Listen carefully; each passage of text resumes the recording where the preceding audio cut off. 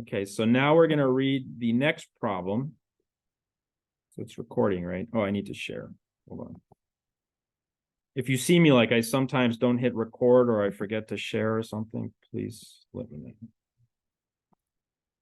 Okay, so I'm recording now and I'm sharing the screen. Let's go now to the Brightspace environment. And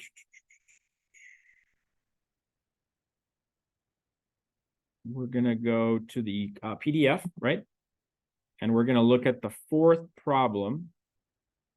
And this is the last one for the homework, okay? The last one for the homework. This one should be fun. So we did, this is the one we just did, padding. This is kind of the output that I showed you, right? Now we're going to look at this one, and this is the last one that we're going to do for this assignment, okay? It's called error propagation, a corrupted ciphertext.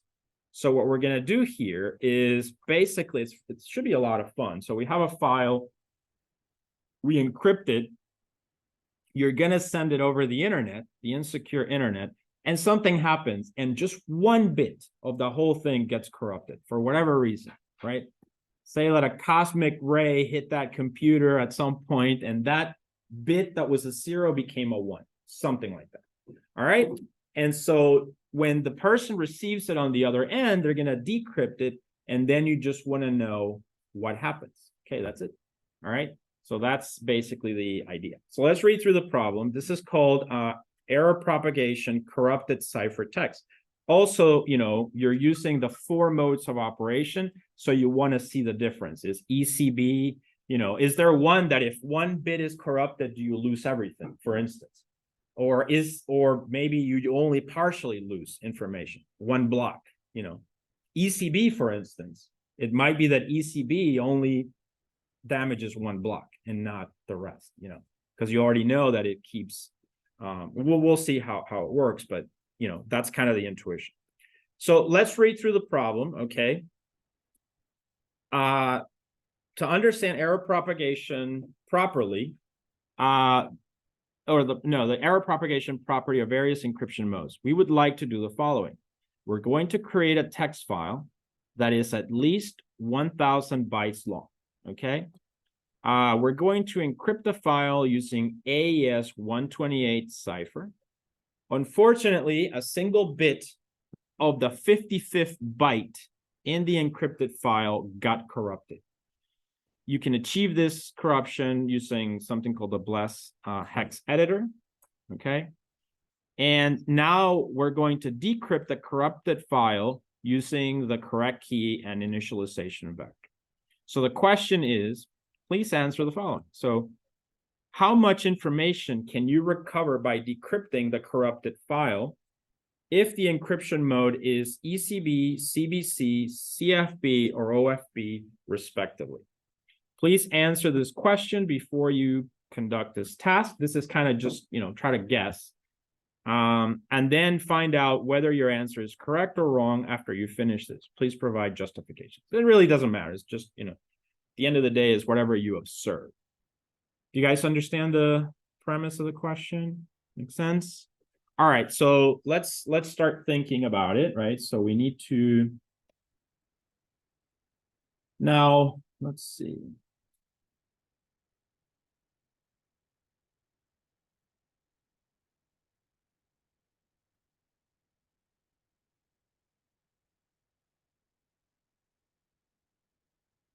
It says it wants it to be 1,000 bytes long.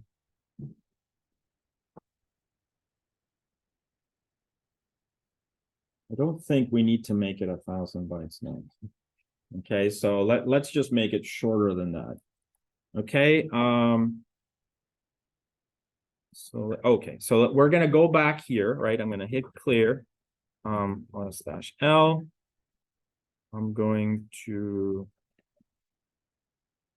I'm gonna use a different set of letters for the file name, like P1 instead of F, to kind of distinguish, okay? So let's create a file, P1.txt, okay, and let's just write something in here. This is a plain text file that will be encrypted and then corrupted.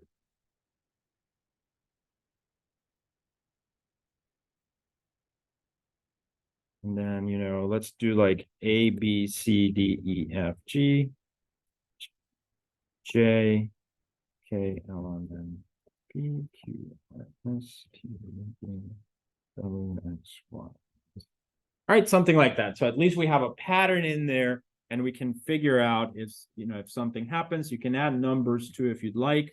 So you can do like 0, 1, 2, 3, 4, 5, 6, 7, 8, 9. Right? You can do that as well.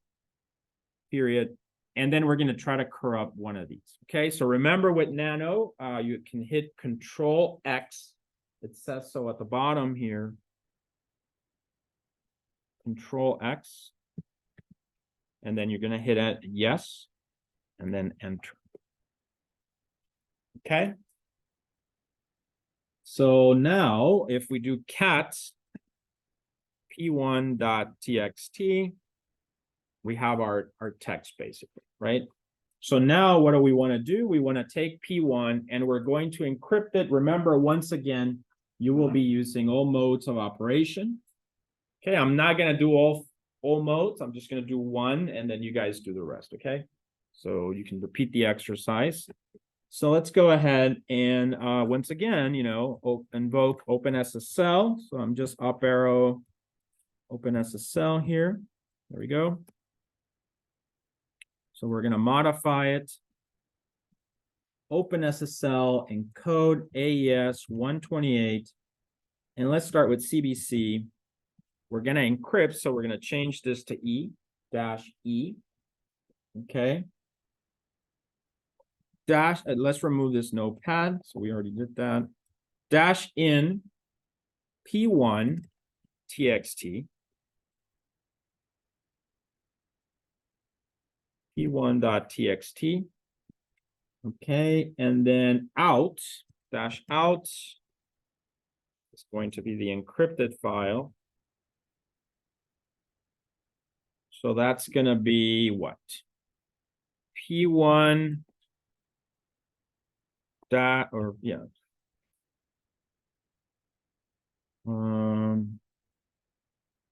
CBC dot bin. Got it? So I'm just encrypting this one with CBC. I can use the same key. I can use the same initialization vector. That should be it. All right, so I've created the file. I'm going to hit clear, ls-l, and I have P1 CBC bin. Once again, you can see this was 109, now it's 112, right? So there's some kind of padding going on. Although this problem is not about padding, just pointing that out, basically.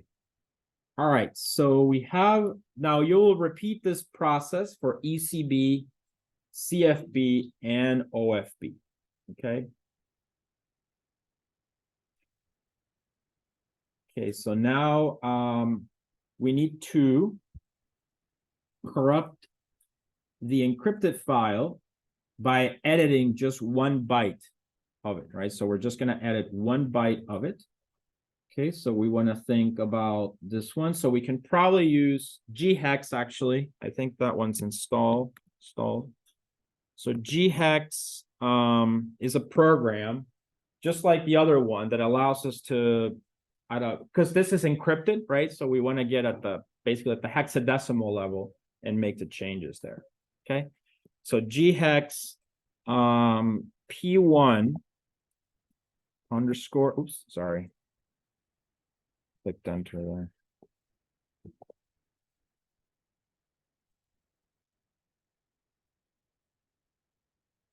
Okay, so ghex P1 CBC dot bin. Okay, if I hit enter on this one, hopefully, yeah, it opens it. You see, it opens the file. So now we want to change one of these. So this is the data, right? These are the contents here, right? So that's like the first byte. So we just want to change one. So let's say we're going to change, just be consistent so that your observations, so pick one. So for instance, one, no, sorry, this is one. This is 2, 3, 4, 5, 6, 7, 8, right?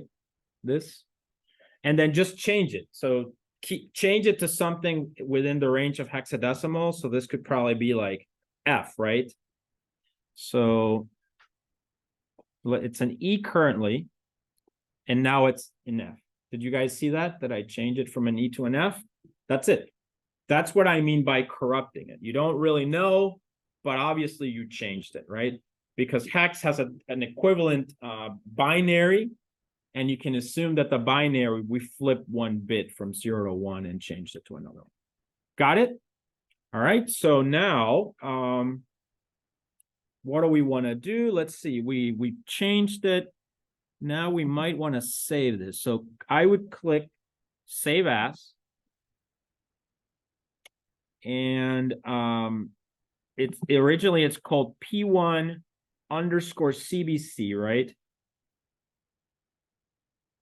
So I would add an underscore and just say corrupted. So that way you have the original one and the, oops, sorry, corrupted. Everyone with me? So basically this is all we're doing. We changed it, flipped a bit, and rename it. So there's a button here called save. So I'm just going to click on that. All right, and then we should be able to close this now. So I'm going to do ls-l. Now, if you notice, I've got my two files here, P1 CBC bin and P1 CBC corrupted. Notice they have the same size. I don't know that we can tell if there's any difference as they are binary. So we can do cat P1 CBC dot bin. It'd be very difficult to tell anything at this level. So what's the next step, do you think, to do this analysis?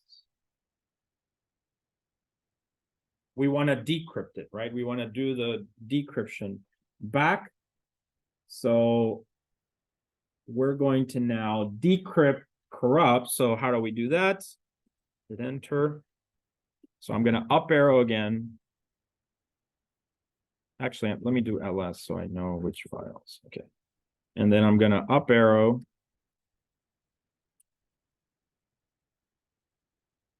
There we go.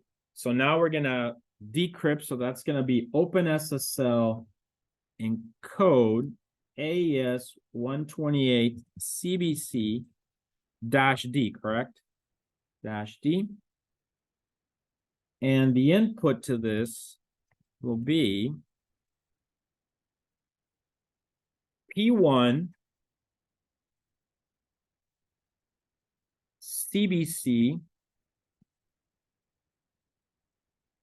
corrupted,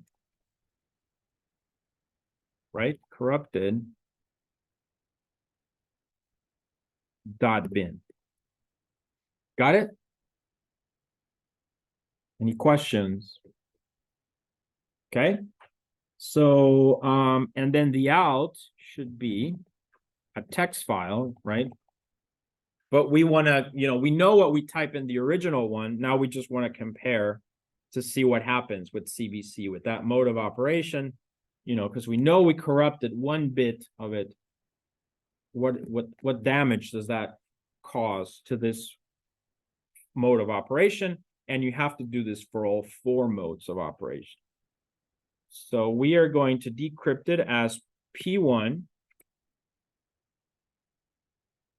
underscore CBC. You can say corrupted, right? Because it's a corrupted one, TXT. So this should be the plain text that we're getting back.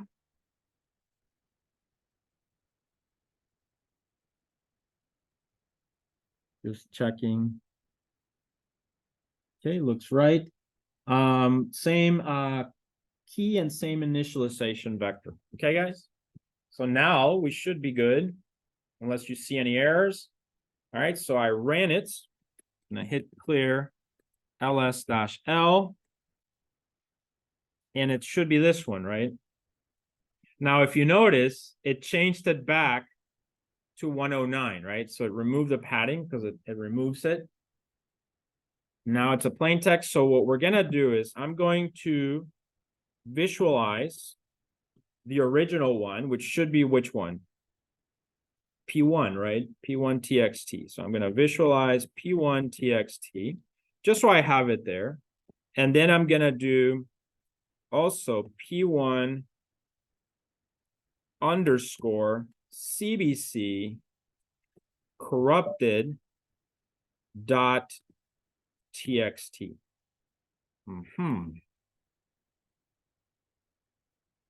So what is your observation if you look at this, guys?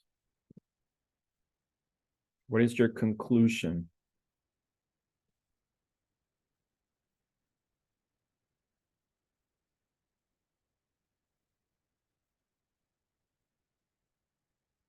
Any thoughts? What do you see?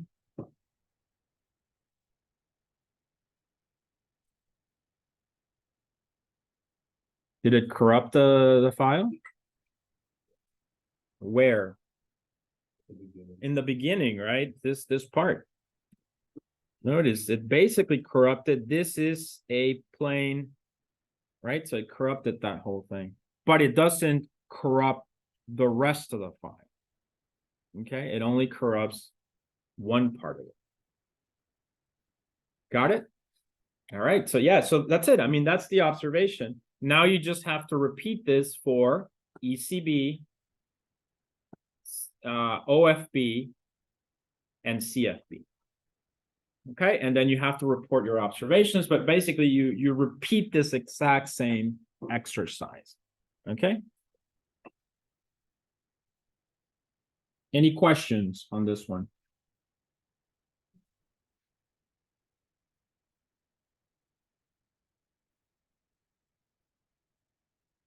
Now you're going to observe, maybe some will corrupt blocks, others might just corrupt a character.